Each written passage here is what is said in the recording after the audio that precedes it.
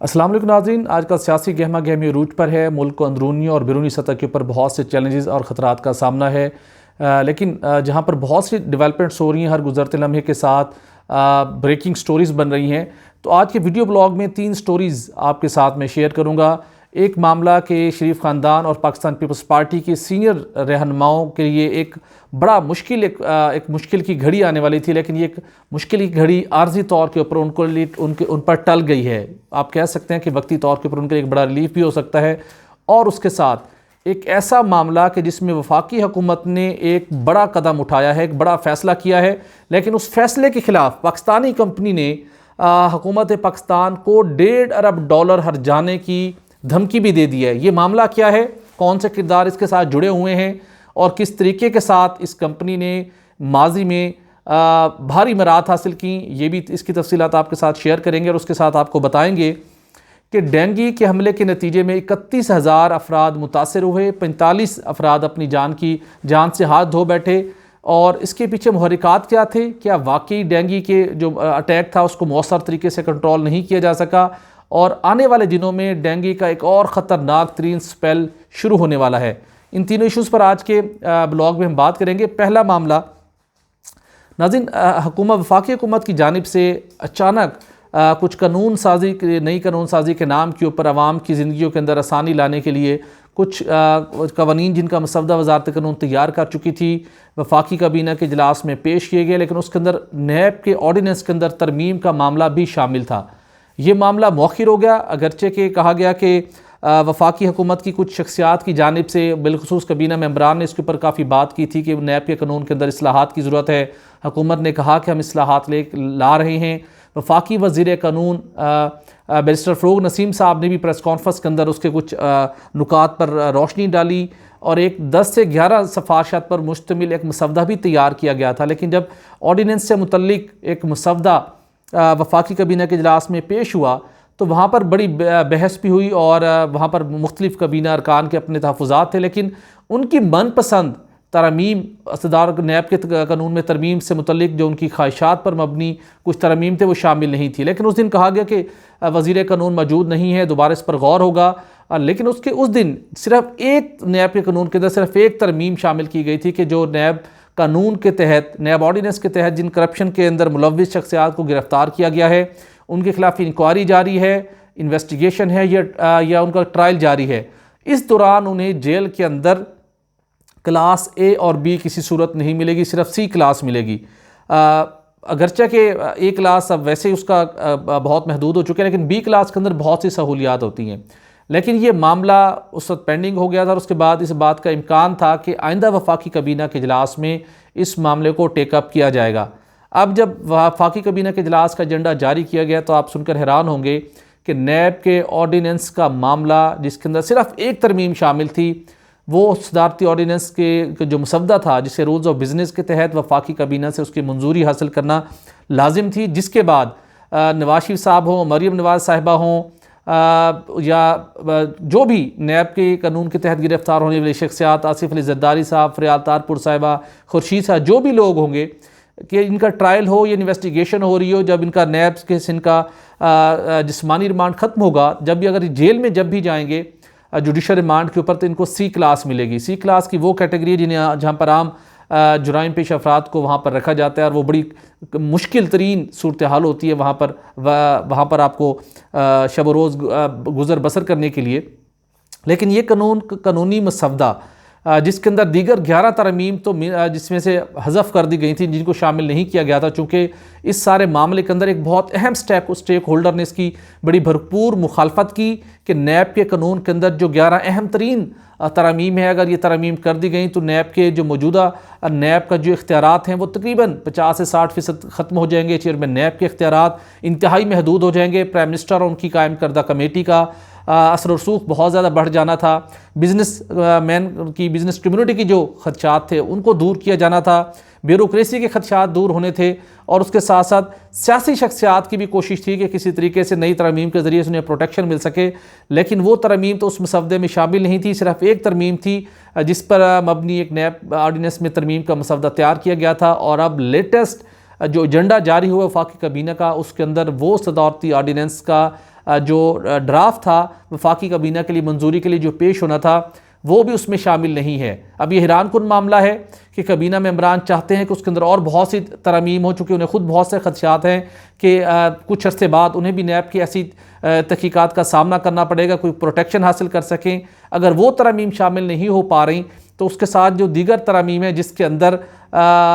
सी class नैब के मुलजमान को देने से मुतल्लिक मामला है, तो सब उस पर काफ़ी डरे हुए हैं। लेकिन ख़बर इस वक्त यह है कि एजेंडे से मामला निकाल दिया गया है। अब अचानक वफाकी वज़ीर कानून अगर इस समरी को बाय हैंड ले जाकर टेबल कर दें, जिसके इम्कानात बहुत कम है, तो ये अलग बात है। तो वो एक तरमीम जो नैब के कानून के अंदर इस्लाहात लाने की बात की गई थी, बहुत सी तरमीम होनी थी, वो मामला खटाई में पड़ता दिखाई दे रहा है। तो इस तरह हम कह सकते हैं कि शरीफ ख़ानदान और उसके साथ पाकिस्तान पीपल्स पार्टी के रहनुमा और दीगर वो शख्सियात जब उन्हें जिन्हें नैब कानून के तहत गिरफ़्तार किया गया है, अब उनके सर के ऊपर जो ये तलवार लटक रही थी कि उन्हें जेल में क्लास सी में रखा जाएगा, वो मामला आर्जी तौर पर टल गया है। नाज़रीन, दूसरा एक बड़ा मामला है अरबों रुपए की मनी लॉन्ड्रिंग में गिरफ्तार इकबाल ज़ैद अहमद का, जिनकी company Pakistan gas port consortium के साथ मुस्लिम लीग नून के दौर हुकूमत में जब शाहिद खान अब्बासी साहब ही वज़ीर पेट्रोलियम थे, पाकिस्तान में दूसरे LNG टर्मिनल का उनके साथ मुआहिदा किया गया था, जिसके तहत 600 MMCFD योमिया वहाँ से रिगैसिफाई करके सिस्टम में शामिल की जा रही है। मौसम सरमा की आमद है और इस LNG का सिस्टम में शामिल होना इंतहाई नागुज़ीर है। लेकिन एक ऐसा मौका जब यहाँ पर हम अगर बात करें कि इकबाल ज़ैद अहमद की जो माजी की उनकी कंपनी रही हैं, JG वेल हों या दीगर कंपनियों, उनका एक ट्रैक रिकॉर्ड ऐसा है कि उनके खिलाफ करप्शन के उनके केसेस का उनको सामना करना पड़ा, तहकीकात हुई और इससे कबल इकबाल ज़ैद अहमद साहब खुद भी नैब के साथ प्ली बार्गेन पहले ही कर चुके हैं और डॉक्टर आसिम के केस के अंदर भी उन्हें तहकीकात का सामना है। लेकिन अब एक ऐसे मौके के ऊपर जब JJVL की जानिब से पाकिस्तान गैस पोर्ट कंसोर्शियम जो एक और कंपनी थी जिसने LNG टर्मिनल कराची में तामीर किया, जिसके साथ मुआहिदे के ऊपर दस्तखत, जिसके ऑपरेशन एंड सर्विसेज एग्रीमेंट दस्तखत शाहिद खान अब्बासी साहब के दौर में हुए, वजारत तवानाई के मातहत company Pakistan LNG terminal limited ने दस्तखत किए थे, जिसके ज़रिए से इस कंपनी को कैपेसिटी पेमेंट की जाती है और वहाँ से दरामदी गैस को रिगैसिफाई करने के बाद सिस्टम में शामिल किया जाता है। मामला ये चला कि इकबाल ज़ैद अहमद साहब ने अब तक जितना भी उन्होंने अपना बिज़नेस किया, वो सियासी शख्सियात हों या सरकारी अफसरान, उनके साथ उनको अपने साथ मिलाकर चलते हैं, उनसे वो भरपूर मराद हासिल करते हैं और उनकी कंपनी इस तरीके से माजी के अंदर परवान चढ़ती रही हैं। इसलिए हम देखते हैं कि कभी कोई अफसरान उनके खिलाफ कोई सख्त कार्रवाई नहीं करते। लेकिन अब चूँकि वो नैब में गिरफ्तार हैं, उनकी तहकीकात हो रही हैं मनी लॉन्ड्रिंग के स्कैंडल के अंदर, तो वफाकी हुकूमत को पता चला कि जो उन्होंने पाकिस्तान गैस पोर्ट कंसोर्शियम के टर्मिनल के लिए जो मुआहिदे के तहत उन्होंने एक परफॉर्मेंस गारंटी जमा करवाई हुई थी, उसकी जो रेटिंग थी, उस गारंटी की जो वैल्यू थी जो $10 मिलियन की थी, उसकी वैल्यू कम हो गई है। चूँकि जो JCR एक रेटिंग कंपनी है, उसने उसकी रेटिंग कम कर दी थी और मुआहिदे के मुताबिक उसके लिए कम से कम $10 मिलियन, या अगर आप अपने एसेट्स के ज़रिए से कोई अपनी देते हैं गारंटी तो वो $15 मिलियन होनी चाहिए, उसकी वैल्यू कम हो चुकी है।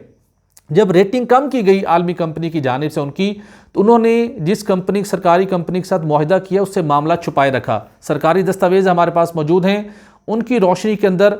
जब ये मामला डंप रहा, लेकिन जब नैब कराची कुछ एक्टिव हुआ तो सरकारी अफसरान को भी ये खौफ लाहक हुआ कि कहीं हमसे बाज़ पुरस न की जाए कि आप इस मामले के ऊपर आपने नोटिस क्यों नहीं लिया। अल्टीमेटली वो एक्टिव हुए, उन्होंने खतूत लिखने का सिलसिला शुरू किया और आप सुनकर हैरान होंगे 1 साल तक इस कंपनी को खतूत लिखे गए पाकिस्तान गैस पोर्ट कंसोर्शियम को, लेकिन उन्होंने कोई नई गारंटी, फ्रेश गारंटी ना दी। बिलाखिर सरकारी अफसरान ने और मौजूदा हुकूमत के करता धरताओं ने यह फैसला किया कि इस कंपनी के साथ LNG का ऑपरेशन और सर्विसेज एग्रीमेंट को मनसूख कर दिया जाए। तो लेटेस्ट जो इतलात यही हैं, जो हमारे पास दस्तावेज़ मौजूद है, उसके मुताबिक इकबाल ज़ैद अहमद की इस कंपनी के साथ LNG टर्मिनल का ऑपरेशन एंड सर्विसेज एग्रीमेंट मनसूख किया जा चुका है। एक बड़ा सेटबैक है आलमी सतह के ऊपर भी Pakistan gas port consortium company के लिए, और पाकिस्तान के अंदर काम करने वाली दीगर कंपनियों के लिए भी एक एग्जाम्पल सेट कर दी गई है कि जो आप मुआहिदे करेंगे, जिस कवानीन के तहत मुआहिदे होंगे उनकी पासदारी करना आप पर लाजिम है। आपको कोई स्पेयर नहीं किया जाएगा अगर आपने किसी मामले की खिलाफ वर्जी की। शाहिद खान अब्बासी साहब जब वज़ीर आज़म बने तो उन्होंने इस कंपनी को जो कस्टम ड्यूटी अदा करने को तैयार नहीं थी, इसी टर्मिनल के सिलसिले के अंदर $1 अरब से ज़ायद की कस्टम ड्यूटी माफ़ करवाने की कोशिश की गई। FBR ने मुखालफत की। उसके बाद शाहिद खान अब्बासी साहब के उस वक्त इसरार के ऊपर इनको 1 साल की इंस्टॉलमेंट करके दी गई। इंस्टॉलमेंट के भी जो चेक दिए इकबाल ज़ैड साहब की कंपनी की जानिब से वो बाउंस हुए। तो काफ़ी ट्रैक रिकॉर्ड इनका एक क्वेश्चनेबल है, लेकिन अब उनका मुआहदा मनसूख हो चुका है। PLTL जो कि सरकारी कंपनी है वो इस LNG टर्मिनल से गैस रिगैसिफिकेशन का प्रोसेस बंद नहीं करना चाहती, चूँकि मुल्क के अंदर गैस का एक बहुत बड़ा बहरान आ जाएगा। लिहाजा ये फैसला किया गया कि इस टर्मिनल का ऑपरेशन हुकूमत खुद संभाल ले एज़ पर एग्रीमेंट, चूँकि ये नाकाम हो चुकी हैं परफॉर्मेंस गारंटी देने के अंदर। लेकिन आप सुनकर हैरान होंगे कि इस बजाय इसके कि मुल्की कवानीन की पासदारी की जाए, इस कंपनी ने सरकारी कंपनी PLTL को थ्रेट किया है कि अगर आपने हमारे प्लांट को टेक ओवर करने की कोशिश की तो हम आपको रिकॉर्डेक के ऊपर जो काम करने वाली कंपनी थी और कार के रेंटल कंपनी का बाज़ाब्ता तौर के ऊपर ख़त में हवाला दिया गया कि उसी तर्ज के ऊपर हम आपके खिलाफ $1.5 अरब से ज़ायद हर जाने का दावा कर देंगे, तो लिहाजा आप बाज रहिएगा हमारे प्लांट को टेक ओवर करने में। लेकिन ये बड़ा फैसला करना है वफाकी काबीना ने, वजारत तवानाई ने और PLTL ने कि अगर उनका मुआहदा मनसूख हो चुका है तो उसी मुआहदे की एक शिक के मुताबिक इस प्लांट को टेक ओवर करना लाजिम है या वो अपनी नई गारंटी जमा करवाते हैं। तो आने वाले दिनों में इसके ऊपर हतमी फैसला होना, लेकिन मुआहदा मनसूख कर दिया गया है। तीसरा मामला है नाज़रीन डेंगू का मामला। डेंगू मच्छर के हमलों से हालिया दिनों के अंदर 31,000 अफराद मुतासर हुए हैं, जिसके अंदर 45 अफराद अपनी जान से हाथ धो बैठे हैं। ये मामला क्या है? इस मामले की गूंज वफाकी काबीना के इजलास में जा पहुंची है। सरकारी दस्तावेज़ के मुताबिक वहाँ पर वज़ीर-ए-आज़म ने अपने मावन खसूसी बराए सेहत डॉक्टर ज़फ़र मिर्ज़ा से पूछा कि क्यों हम इस मामले को कंट्रोल नहीं कर पाए। तो उन्होंने बताया कि वफाकी हुकूमत ने सूबों को एडवाइजरी दी और उन्होंने ये एक शॉकिंग एक डिस्क्लोजर किया कि सूबों ने वफाकी हुकूमत की एडवाइजरीज़ को नज़रअंदाज किया है, उनके ऊपर अमल नहीं किया, जिसके नतीजे में डेंगू के बहुत ज़्यादा हज़ारों केसेस रिपोर्ट हुए। पोठोहार रीजन बुरी तरह से इससे हिट हुआ है। इस रिपोर्ट के मुताबिक पंजाब के कुछ दीगर शहर, उसके साथ कराची, उसके साथ बलूचिस्तान लसपेला और गवादर बुरी तरह से डेंगू से हिट हुए हैं। अब सारी सूरत हाल वज़ीर-ए-आज़म की मावन खसूसी ने काबीना के सामने रखी और उन्होंने बताया कि मुल्क के अंदर बहुत गंभीर सूरत हाल हो चुकी है, चूँकि डेंगू का एक और ख़तरनाक तरीन स्पेल शुरू होने वाला है मौसम बहार में। तो लिहाजा उससे पहले सूबों की कैपेसिटी नहीं है, सूबे हमारी एडवाइजरी पर अमल नहीं करते, चूँकि 18वीं तरमीम के बाद सेहत के मामले के अंदर वो इंडिपेंडेंट है, लेकिन उनकी कैपेसिटी का इशू है। इसके लिए लाजिम है कि दीगर मुख्तलिफ बीमारियों की रोकथाम के लिए, उनसे बचाव के लिए जहाँ वफाकी हुकूमत ने 7 प्रोग्राम्स पहले से शुरू कर चुके हैं, वहाँ पर मुल्क भर के अंदर नेशनल डेंगू कंट्रोल प्रोग्राम शुरू किया जाए ताकि अवाम को इस मच्छर के हमलों से बचाया जा सके और उनके अंदर न सिर्फ शोरो आगाही बेदार की जाएगी बल्कि दीगर हिफाजती इक़दामात भी लिए जा सके ताकि कीमती जानों को बचाया जा सके और उनके इलाज मुआवजे की भी सहूलियात बेहतर बनाई जा सकें। प्राइम मिनिस्टर ने रिपोर्ट तलब की थी और जो आइंदा वफाकी काबीना का इजलास होना है उसके अंदर तमाम तर तजावीज़ नेशनल डेंगू कंट्रोल प्रोग्राम से मुतल्लिक भी रिपोर्ट काबीना के सामने पेश की जाएगी और उसके बाद इस प्रोग्राम को लॉन्च करने का बाज़ाब्ता तौर के ऊपर फैसला किया जाएगा। इजाज़त दीजिए, अल्लाह हाफ़िज़।